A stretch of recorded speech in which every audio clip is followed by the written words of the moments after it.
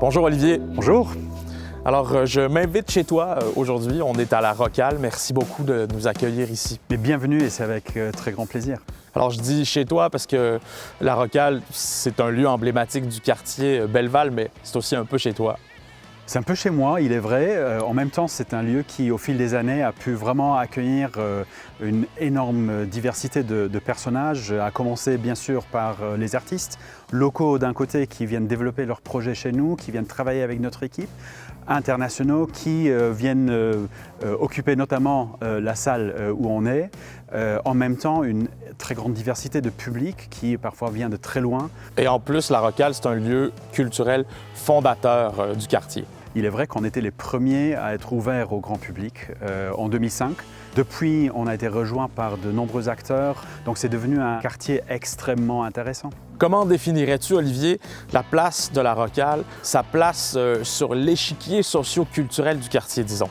Nous sommes un lieu de culture, nous sommes un lieu de création musicale dans le secteur des musiques amplifiées et nous sommes un lieu de divertissement. Ces activités nous procurent un rayonnement très large auprès des artistes, donc aussi un rayonnement par rapport à un public très diversifié. En même temps, si on dit musique, on dit aussi recherche, innovation, découverte de nouveaux talents, découverte de nouvelles technologies qui vont forger la manière dont la musique est non seulement créée, mais aussi interprétée. Voilà, vous êtes dans le bon quartier là, pour arrimer technologie, innovation et créativité, musique, art. Tout à fait, et c'est donc un décor, en fait, si je peux le dire ainsi, qui, dans notre quotidien, nous inspire énormément. Et quelle est la relation de la Rocale avec Agora, qui est le développeur de ce quartier et qui a voulu que ce soit un quartier donc, culturel, créatif, mixte et technologique? Comment vous travaillez avec Agora?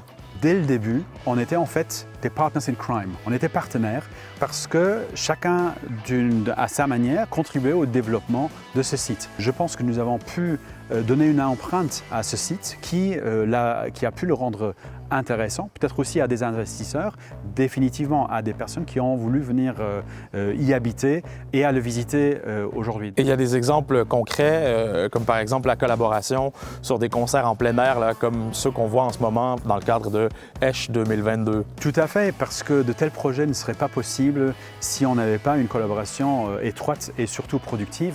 Une contribution de tous les partenaires et surtout une flexibilité de tous les partenaires n'est que possible si on travaille main dans la main. Dans un décor spectaculaire aussi, dans le patrimoine industriel, ça donne un effet wow quand même assuré. Présenter un projet tel à des artistes en disant que en fait, la scène, on va la mettre au pied des hauts fourneaux et le public, il va être sur une énorme place juste devant la Rocale avec des capacités jusqu'à 11 000 personnes, c'est quand même très spectaculaire. Parlons plus spécifiquement de la présence de l'université à proximité de la Rocale. Qu'est-ce que ça crée comme conversation? Quelles interactions ça vous permet d'entreprendre avec les différents acteurs de l'université? Il y a de multiples facettes à ces interactions possibles. Je dirais que la première, celle qui est peut-être la plus évidente, c'est déjà une grande partie de public potentiel.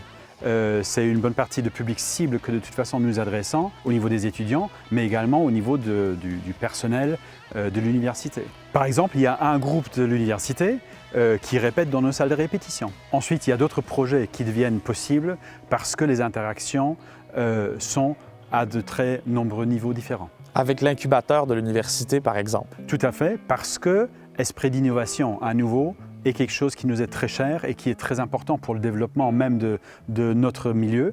Donc les interactions, effectivement, sont tout à fait naturelles. Et puis dans le même état d'esprit, la Rocale discute aussi avec le monde des startups, avec le secteur de l'innovation technologique. Et à nouveau, ce sont des mondes qui sont extrêmement liés dans leur manière de penser, très poussés par l'innovation, par aussi la disruption par rapport à l'existant.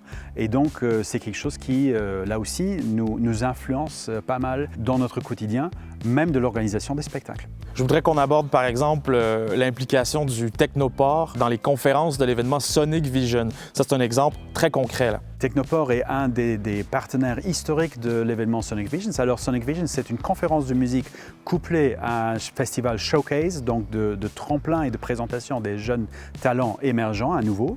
L'innovation et la recherche est un élément essentiel par rapport à ce contenu Et donc, il est évident que nous avons à aborder à un moment donné les différents partenaires du site pour justement non seulement venir se présenter, mais également venir inspirer les jeunes talents luxembourgeois. Et c'est aussi à travers la conversation avec des chercheurs dans le quartier que vous avez accouché du projet The Sound of Data, qui est un processus de mise en musique de données. Le projet The Sound of Data est en fait un projet assez emblématique de ce contexte de Belleval. Parce qu'en discutant différentes idées de projets à développer dans le contexte de la capitale européenne de la culture, Edge 2022, nous avons voulu intégrer le monde de la recherche, l'université en l'occurrence, le Fonds national de la recherche et le LIST, avec le monde de la création musicale pour développer un projet dans le cadre duquel des datas collectionnées vont être transformées pour créer de la musique. Maintenant, créer de la musique à travers différentes manières, soit à les transposer dans des compositions, donc des notes, et tout le reste, en fait, va être entre les mains des créateurs qui, pour l'instant, sont actifs dans des workshops qui, justement, sont en train de développer leur création.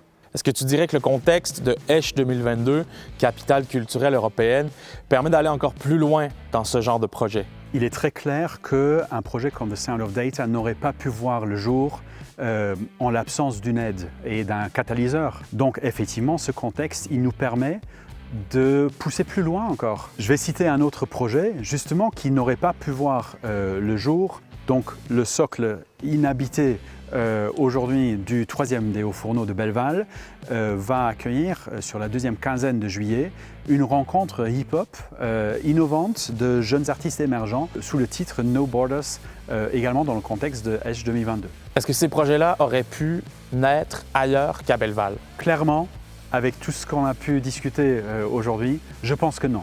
Le quartier de Belleval, le site de Belleval est unique à travers cette constellation de différents acteurs et qui inspire à tout un ensemble d'activités et de projets. Merci Olivier de nous avoir accueillis chez toi à La Rocale, comme des rockstars. Je me sens comme une rockstar dans la grande salle magnifique de La Rocale. Un grand plaisir d'avoir été ici avec toi aujourd'hui.